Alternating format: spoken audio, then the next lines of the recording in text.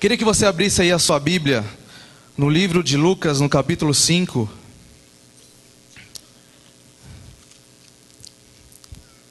Deus colocou uma palavra no meu coração de uma coisa que jovem não faz muito, que é pescar. Quem gosta de pescar aqui? Nossa, bastante. A gente não é mais jovem. Eu vou abrir o coração para os irmãos, assim. Eu não gosto de pescar porque eu tenho medo do peixe.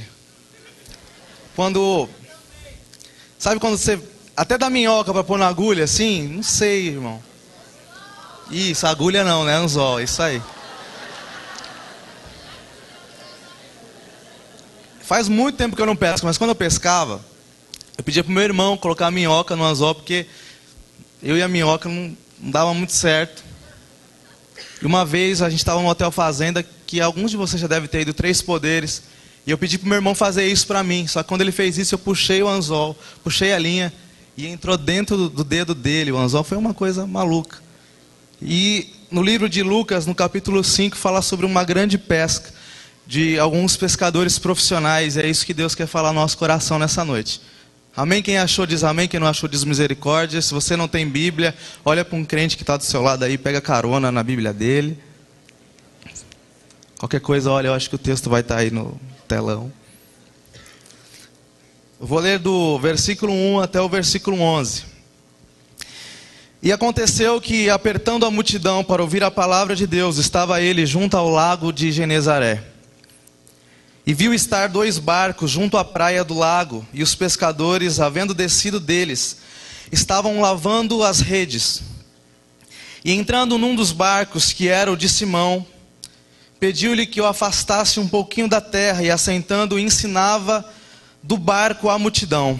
E quando acabou de falar, disse a Simão: faz até o alto mar, e lança as vossas redes para pescar.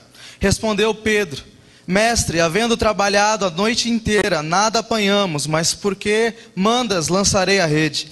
E fazendo assim, colheram uma grande quantidade de peixes, e rompiam-se-lhe as redes. E fizeram um sinal aos companheiros que estavam do outro lado, para que fossem ajudar, e foram e encheram ambos os barcos, de maneira tal que quase iam a pique.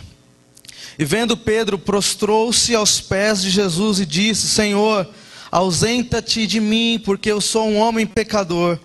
Pois que o espanto se apoderara dele e de todos que viram o milagre, a grande peça que havia sido feita. De igual modo também Tiago e João, filho de Zebedeu, que eram companheiros de Simão, e disse Jesus a eles: não temas, de agora em diante serás pescador de homens. E levando o barco para a terra, deixaram tudo e o seguiram. Vou ler novamente o versículo 10 e o 11. De igual modo também Tiago e João, filho de Zebedeu, que eram companheiros de Simão. E disse Jesus a Pedro: não temas, de agora em diante serás pescador de homens. E levando os barcos para a terra, deixaram tudo e o seguiram. Senhor, muito obrigado pela tua palavra nessa noite. Teu Espírito é o único que pode convencer, Senhor, a nossa vida do pecado, da verdade, do juízo.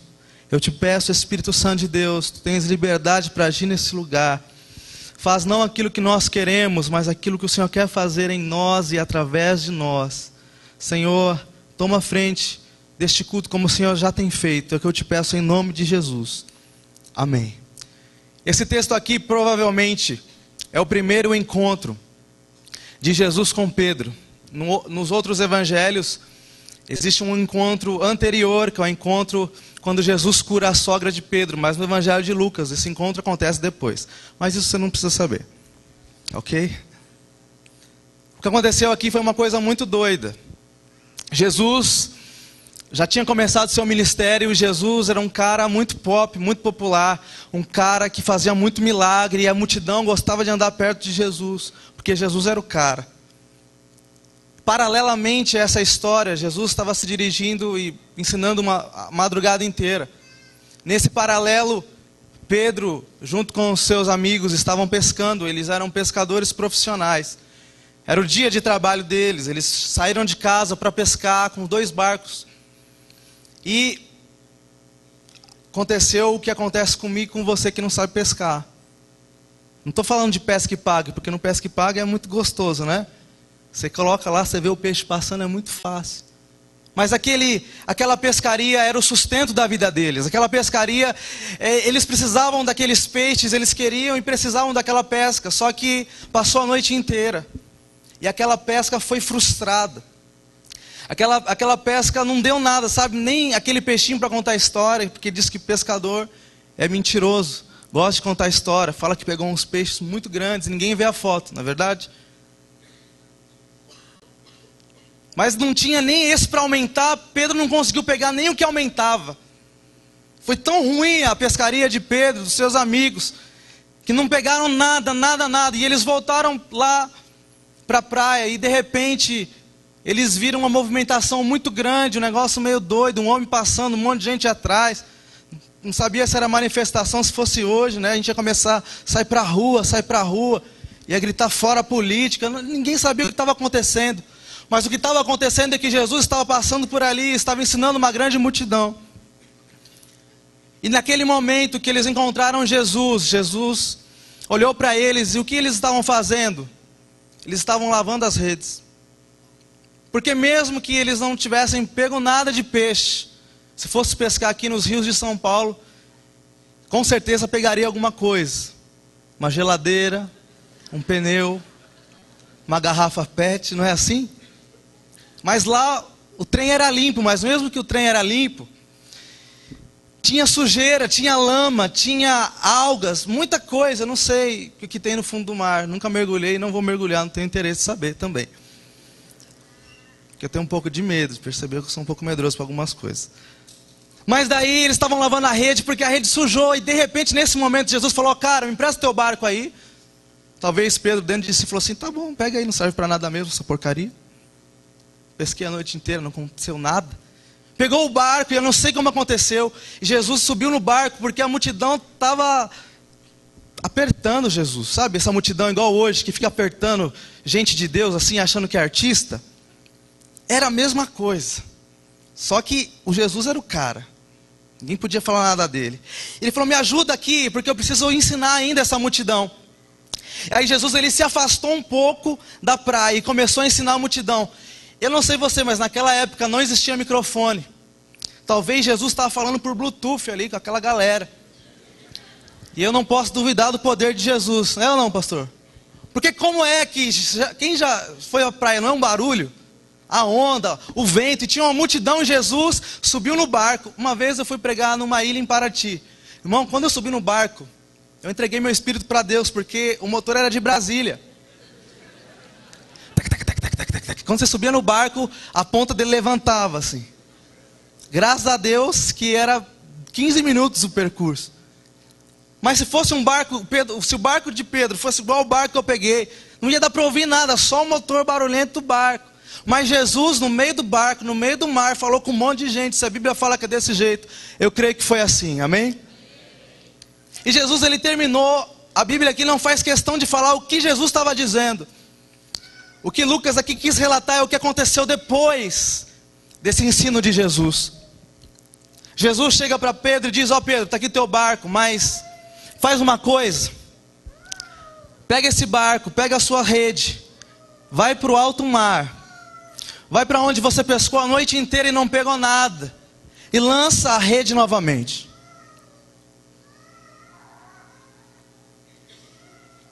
Meu Deus. Eu não sei você, mas parece que às vezes Deus quer interferir numa área que nós somos especialistas. Jesus manja o que é de barco, Jesus sabe o que é de peixe, de pescaria. Pedro era o empresário da pesca, Pedro era o perito do barco. Mas ele falou: tá bom, Senhor, não te conheço direito, mas o Senhor está falando, eu vou fazer isso. E a Bíblia diz que ele lançou a rede, mas foi uma coisa maluca, extraordinária, porque parece, na minha imaginação, você assistiu Aventuras de Pi? Alguém assistiu? Quem assistiu? Eu acho que aconteceu um trem parecido com aquele, porque na hora que eles foram jogar a rede, os peixes já estavam pulando para fora. Sabe aqueles peixes voador? Eu acho que foi por aí que aconteceu. Porque foi tanto peixe na rede, que a rede começou a rasgar. Aí Pedro gritou lá para o Tiago e para o João: ajuda aqui que está afundando. Aí eles pegaram aquela rede e dividiram nos 2 barcos.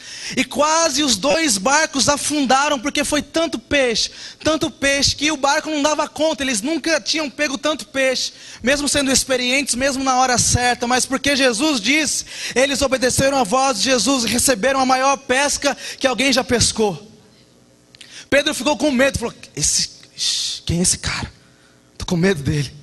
E ele se ajoelhou, ele se prostrou, ele colocou a cara no pó, e ele disse: Senhor, se afasta de mim, porque eu não sou digno, eu sou um pecador. Jesus disse para ele: não tenha medo, porque agora você não vai ser mais um pescador de peixe, você vai ser um pescador de homens. Pedro, ele ouviu isso, e ele deixou tudo. Ele trouxe o barco para a terra, e ele seguiu a Jesus.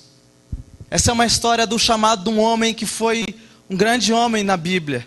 Alguém que Jesus falou para ele: ó Pedro, sobre você eu vou construir a minha igreja na terra, e as portas do inferno não prevalecerão contra ela.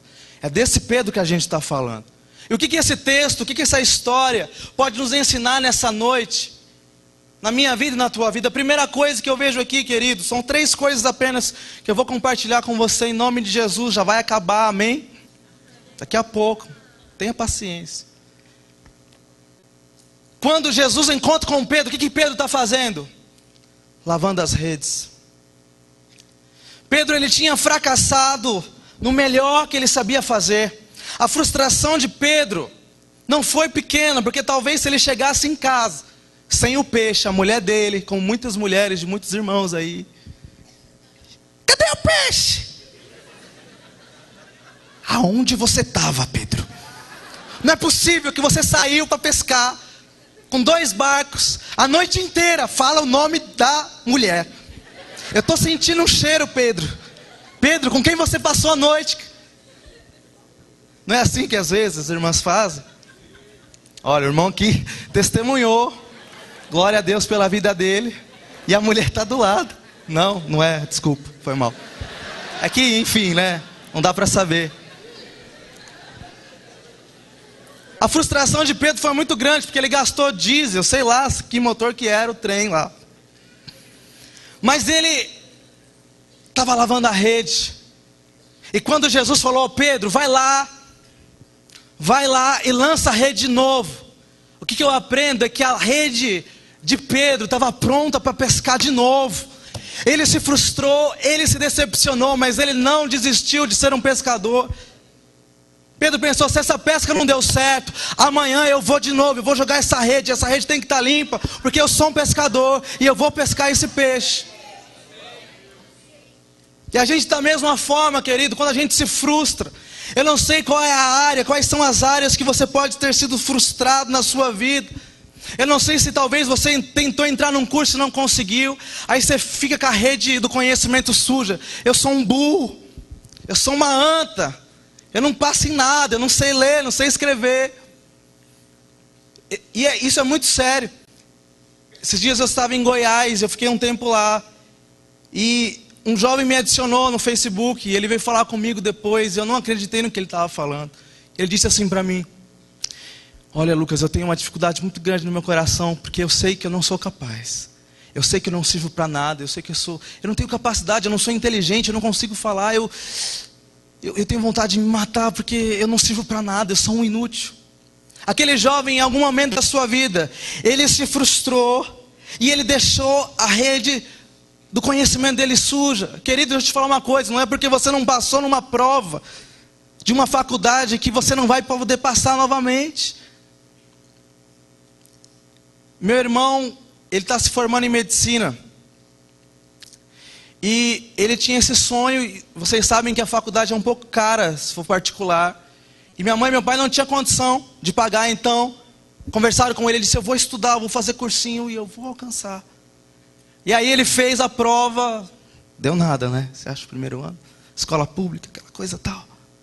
E ele estudava, perdia o cabelo, caía, não acontecia nada. Parou de trabalhar 1 ano, 2 anos, 3 anos, 4 anos, limpando a rede. Não, eu vou conseguir. Depois de 4 anos, ele estava tão preparado, que ele foi 2º lugar no Enem no Brasil, acertou. Errou uma questão da prova objetiva e tirou 100% na redação. E hoje, depois de 6 anos, ele está se formando médico, porque ele deixou a rede dele limpa. Talvez você terminou um relacionamento e sujou aí a sua rede do seu coração. E você está dizendo, eu nunca mais vou encontrar alguém. Eu nunca mais vou ser feliz. Querido, Deus está te mandando hoje, limpa a tua rede. Deixa o passado para trás, porque hoje nós estamos diante daquele que mudou a história de Pedro. Nós estamos diante de Jesus, e se nós estivermos prontos para obedecer o chamado de Jesus, se você estiver com a rede do seu coração limpa, querido, Ele pode fazer todas as coisas, em áreas que você já se frustrou, em áreas que você já se decepcionou, porque Ele é especialista nisso. Mas nós temos que limpar a rede, nós temos que deixar as frustrações no passado, porque só lamentar, só se frustrar, não vai mover nada. Tem gente que só vive para baixo. Outro dia eu vi um pastor falando que ele estava conversando com um membro, ele disse, como que está a tua fé? Aí o membro disse assim para ele, depende, qual fé? A para a salvação ou da circunstância? Aí ele disse, já que você perguntou, me fala das duas. Ele falou, pastor, a fé da salvação está complicada, porque já estou querendo crer na doutrina da repescagem, para subir na segunda vinda. Mas e a fé da circunstância? Está muito feia. Até quando eu vejo uma luz no fim do túnel, eu acho que é um trem vindo me atropelar.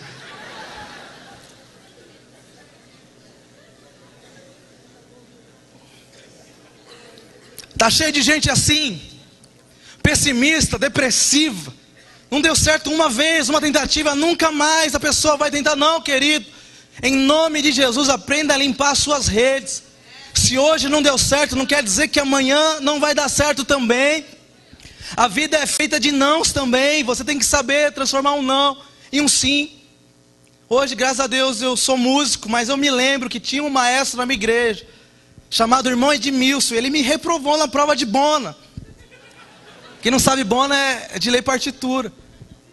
Irmão, se eu tivesse desistido, eu não estaria vivendo o que eu vivo hoje, que é o meu sonho, que é o que Deus colocou no meu coração. Eu não sei se você se frustrou no caminho do teu sonho, mas hoje Deus está mandando te dizer assim, limpa a rede do teu sonho, porque eu posso realizar infinitamente mais do que você pediu, do que você pensou e do que você imaginou. Aleluia, glória a Deus. Mas a questão é, às vezes nós não alcançamos. Você está orando por uma causa, você está orando por um ministério, eu não sei pelo que você está orando, mas Deus, Ele fica olhando do céu, Jesus fica olhando e fala assim, eu não posso te abençoar, porque você não está pronto para receber. Se Pedro tivesse com a rede suja, Jesus não poderia falar assim, vai limpar a rede, já perdeu o milagre. Esteja pronto para o novo de Deus. Esteja pronto para o amanhã. Esteja pronto e confiante que Deus, Ele pode fazer o melhor.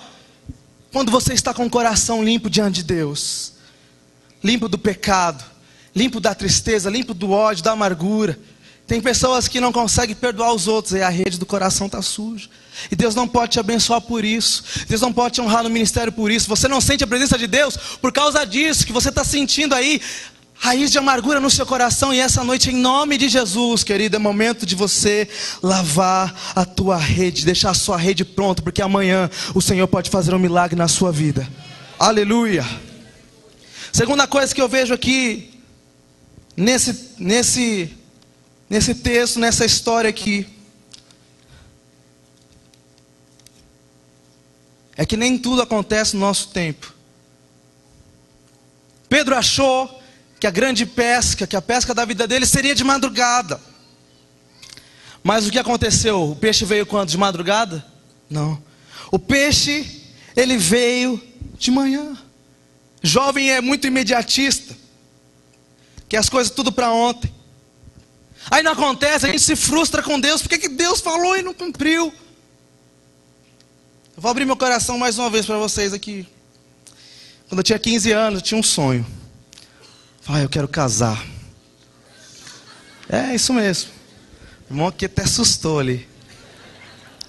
Porque eu fui fruto de um lar feliz e eu queria ser uma família também. E aí eu pensava assim, não, quando eu tiver 15 anos, com 15 anos, eu pensava, eu vou conhecer alguém que nunca namorou, nem ela e nem eu. Daí a gente vai se olhar. os sinos baterão no céu. Um anjo vai descer com a espada na mão. Um painel de LED vai surgir no meu quarto com o nome dela, o CPF dela. Daí eu vou namorar ela. Daqui uns anos, eu não sei como, não sei quando, não sei porquê, Deus vai me abençoar, eu vou ter uma casa, eu vou ter um carro, meu ministério vai ser abençoado. No máximo com 22 anos eu vou ter tudo que eu quero e serei feliz para sempre. Irmão, passou mais de 10 anos desse sonho e nada aconteceu. A coisa que aconteceu é que eu comprei um carro, mas semana passada o motor dele fundiu. Mas o Senhor está no controle. Eu achava que eu ia casar assim, eu não piscar de olhos, mas Deus hoje eu entendo e falou: meu filho, não é o tempo, você tem que aprender que as coisas não são no seu tempo, as coisas têm que ser no tempo de Deus, porque no tempo de Deus, a vontade de Deus é perfeita, boa e agradável para a sua vida. Para de querer reclamar do tempo de Deus. Se Deus não te deu hoje aquilo que você está pedindo, é porque Ele sabe que não é o melhor para você, e Ele tem algo infinitamente melhor para você lá na frente. Mas nós temos que aprender a lidar com o tempo e crer que o Senhor é o Senhor do tempo. Ele é que conta os nossos dias. Ele é um Deus de propósito, e a minha vida, a sua vida está marcada diante de Deus. Ele, no ventre da tua mãe, Ele já te escolheu, querido. Vou te contar um testemunho rapidinho. Um tempo atrás, uma mulher de um pastor da minha igreja teve um problema muito sério, porque ela teve rubéola na gravidez. A criança desenvolveu uma síndrome chamada síndrome de rubéola congênita. São 26 patologias: surdez, cegueira, hidrocefalia, microcefalia, paralisia nas pernas, nos braços, enfim. O médico disse assim: se essa criança nascer viva, ela vai ser paraplégica, tetraplégica, e vai ser doente mental. No Brasil é proibido o aborto, mas nesses casos nós fazemos, porque essa criança vai ser um vegetal, ela não vai pensar, ela não vai reagir, não vai nada. E aquela mulher, ela fez um voto com Deus, falou: Senhor, assim como Ana entregou Samuel no templo, se o Senhor me der um filho perfeito, se o Senhor curar a vida do meu filho, esse menino eu vou entregar ele para a glória de Deus. E o médico ficava atazanando, né? Porque o inimigo é assim, ele fica incomodando. O outro filho daquela irmã ficou doente, e o médico dizia: tá vendo? Tem um filho normal, já dá trabalho, imagine um doente mental. E aquela mulher confiou em Deus, esperou em Deus. E depois, lá no parto, ela pediu assim: médico, por favor, deixa eu ver ele primeiro. Assim que nascer, deixa eu ver o menino. E quando ela viu o menino não tinha nada, para a glória de Deus. Aquele menino foi curado de 26 patologias. E depois de 27, 28 anos, esse menino está falando com vocês. Eu era aquele menino, e o Senhor me curou no ventre da barriga da minha mãe, porque Ele tinha um propósito, e o propósito de Deus é que hoje eu estivesse falando com você, que Deus tem um plano na sua vida, Deus tem um plano na sua história, e não importa o que o médico disse, não importa o que o diabo disse, se Deus é com você, você vai chegar aonde Deus falou que você vai chegar. Aleluia. Eu sou um milagre de Deus, se você também é. Deus tem um propósito e um plano, mas nós precisamos aprender a remir o tempo. Aí em Eclesiastes está escrito assim: tudo tem um tempo determinado no céu e na terra. Há tempo de plantar e tempo de colher. Tem gente querendo colher o que não plantou, pastor. Aí como faz? Não faz. Imagina você, pela fé, fura aqui o tapete do tabernáculo, pastor Ezequiel vai ficar louco. Você planta uma semente aqui, ela vai nascer. Vai nascer o quê? Se for um ninho de rato, dependendo da semente. Por quê? Porque você plantou uma semente errada no lugar errado. Irmão, se você quer viver uma vida diante do Senhor, aprenda a plantar coisas certas, porque a lei da semeadura ela é infalível. Comece a plantar, hoje é o tempo de plantar, mas tem uma coisa muito interessante aqui, que é tempo de nascer e tempo de morrer. Quem gostaria de morrer hoje aqui? Dá um glória a Deus bem forte, bem alto, aleluia. Ninguém tem vontade de morrer hoje. Tem uns tímidos assim querendo ir para o céu, para a glória. Mas deixa eu te dizer uma coisa: você não nasceu para ir para a glória agora. Senão, cadê o propósito de Deus para a sua vida? Tanta gente vai ser alcançada por você. Tem uma missão para você aqui ainda na terra, por isso que você não subiu ainda. Mas pode deixar, quando chegar a sua hora, você sobe rapidinho. A gente não pensa nisso, na morte. E no Salmo 90, versículo 10, tem um texto fantástico. Que está dizendo assim: os tempos de vida na terra é de 70 anos. Os que são mais fortes chegam a 80, um pouco mais. Mas o melhor deles é canseira e enfado. Senhor, ensina-nos a contar os nossos dias. Será que a Bíblia é verdade? Ah não, mas a Dercy Gonçalves morreu tão, cheio de saúde. Quantos jovens de mais de 70 anos nós temos aqui, dá um pulo da cadeira e vem aqui dar um glória? Não tem, por quê? Porque parece que a Bíblia está falando a verdade. Você está uma contagem regressiva, todo dia que você acorda é um dia a menos. E a pergunta que eu faço para você: você está pronto para morrer? Se der tudo certo, irmão, você vai chegar nos 70, 80, 90. Se der tudo certo. Tem tanta coisa que acontece no meio do percurso. Tanta coisa que pode acontecer. Eclesiastes diz assim, se você ficar velho, Eclesiastes 12, depois você abre aí, vê a linguagem de hoje, é bem legal. Ele fala assim: você vai ficar velho, seu cabelo vai ficar branco, as suas pernas vão tremer, os seus braços não vão te defender mais de nada. Você não vai conseguir dormir, os dentes vão cair da sua boca. Você vai acordar muito cedo. A gente tem medo da velhice, mas esse é o nosso destino certo, se der tudo certo. O meu pai, ele faleceu com 55 anos, fruto de uma enfermidade. Meu pai foi pastor durante 30 anos, um homem de Deus. E sabe o que acontece, querido? Lá no hospital, ele ficou 5 meses internado na UTI. Um dia ele falou assim: Lucas, põe a mão na minha barriga que eu quero orar. Ele estava com uma infecção e ele fez a seguinte oração que eu nunca vou esquecer: Senhor, eu creio que o Senhor pode me curar. Perdoa os meus pecados. Por favor, me dá mais um tempo de vida para viver com a minha família e para continuar fazendo a tua obra na igreja. Você acha que era um pedido justo ou não? Ele não estava pedindo dinheiro, não estava pedindo carro. Senhor, me dá um pouco de tempo, eu quero ver meus filhos se formarem, quero ver meus filhos casarem. Vai demorar, mas enfim. Eu quero ver a igreja. Sabe o que Deus falou para ele? Não, seu tempo acabou. E se você morresse hoje? E se Deus falasse que o seu tempo também tivesse acabado? O que você fez? O que a sua vida aqui gerou na eternidade? Se eu morresse hoje, imagina, pastor, que aqui me deu um troço, um mal súbito, caí, foi tão feia a queda, arranhou toda a lataria.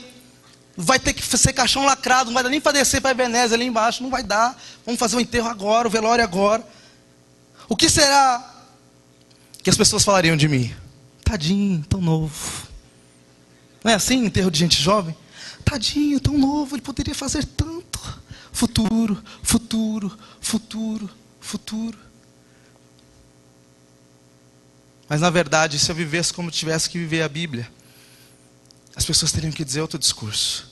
Nossa, tadinho, ele morreu muito cedo, mas no pouco que ele viveu, ele mudou a história das pessoas que passaram pela vida dele. Ele morreu cedo, mas no pouco que viveu, ele era cheio do Espírito Santo. E por onde ele foi luz de Deus. Quem já viveu mais de 3 anos na terra aqui? 3, é isso mesmo, 3, 1, 2, 3.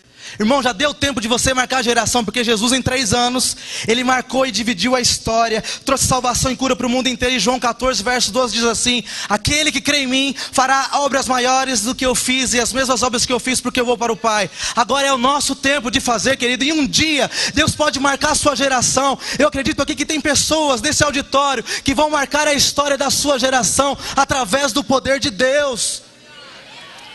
Basta um dia, basta um segundo, um ato, uma atitude, e Deus pode mudar a história de tanta gente através de nós.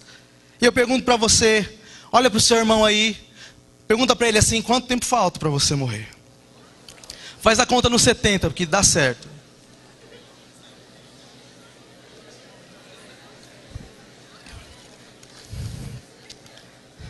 O que você está fazendo com esse tempo aí, irmão? Será que você está usando o melhor do seu tempo para a glória de Deus? Ou você está se distraindo com tanta coisa que está no mundo aí?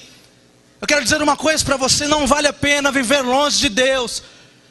Você que está me escutando aqui, que está longe de Deus, você sabe que você pode ter prazer, você pode ter dinheiro, você pode ter tudo, mas existe um vazio dentro do seu coração, que só Jesus Cristo pode preencher na sua vida. Não vale a pena droga, não vale a pena prostituição, não vale a pena viver longe de Deus. O melhor dos seus dias é diante do Senhor, porque mesmo morrendo com 10, 15, 20 anos, você tem a eternidade com Ele na glória.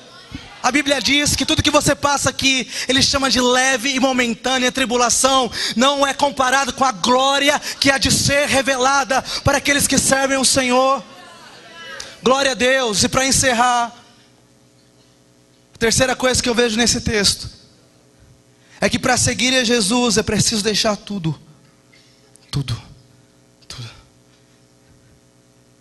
Pedro tinha experimentado um milagre espetacular na área dele. Pedro experimentou uma pesca que ninguém nunca tinha visto. E logo depois da pesca, Jesus disse: você não vai ser mais um pescador, eu vou mudar a tua história. Eu não sei quanto tempo Pedro demorou para ter aqueles barcos, mas Pedro, ele deixou o barco na terra. E o mais incrível, sabe o que Pedro foi capaz de deixar? A pesca maravilhosa que ele tinha acabado de ganhar. Ué, que coisa louca. Por que Jesus fez isso na vida de Pedro?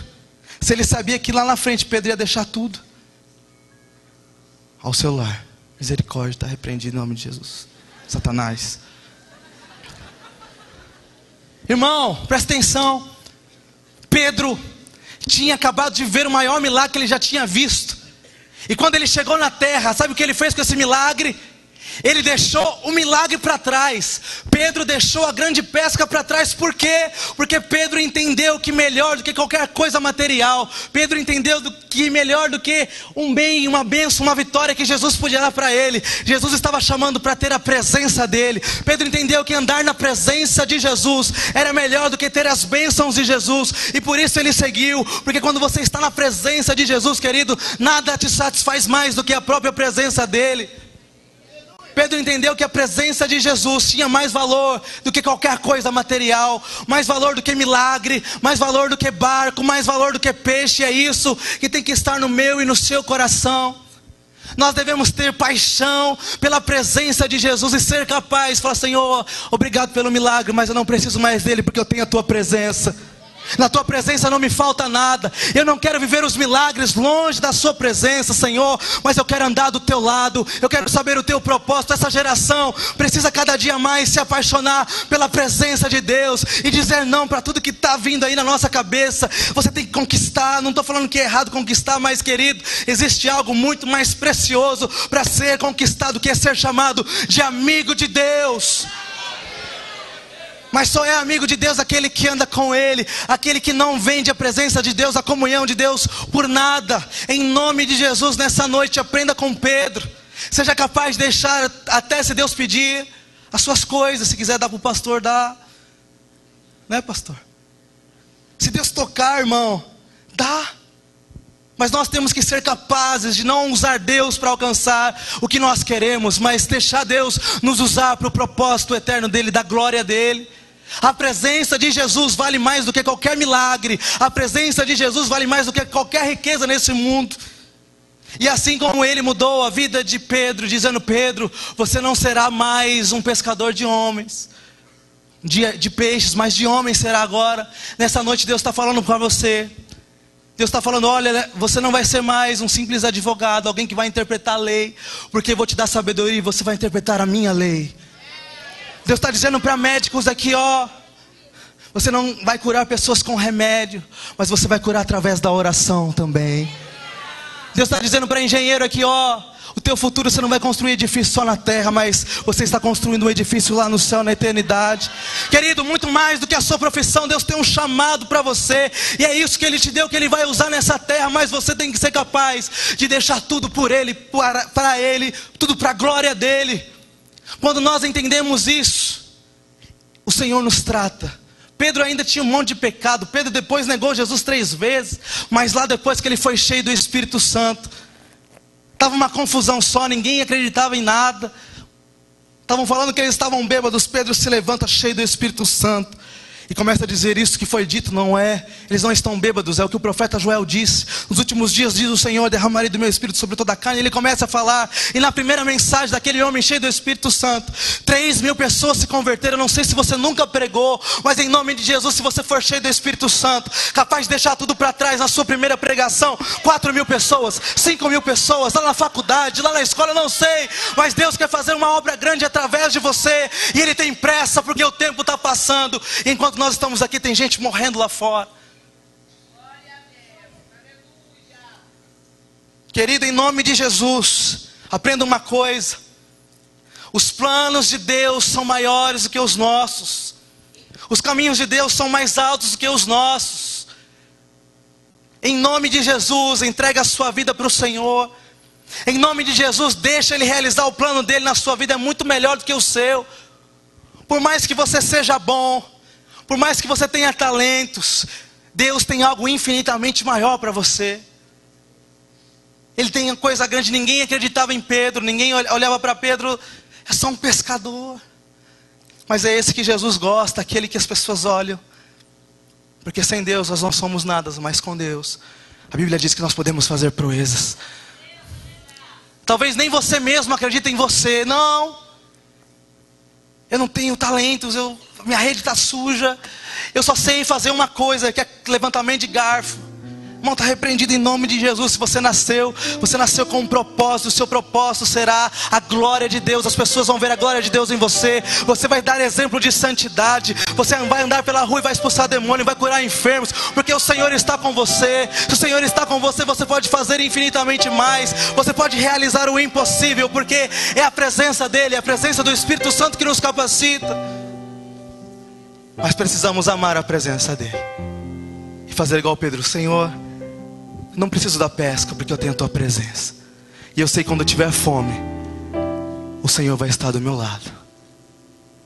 Quantas vezes você vê na Bíblia depois Jesus fazendo churrasquinho de peixe com Pedro?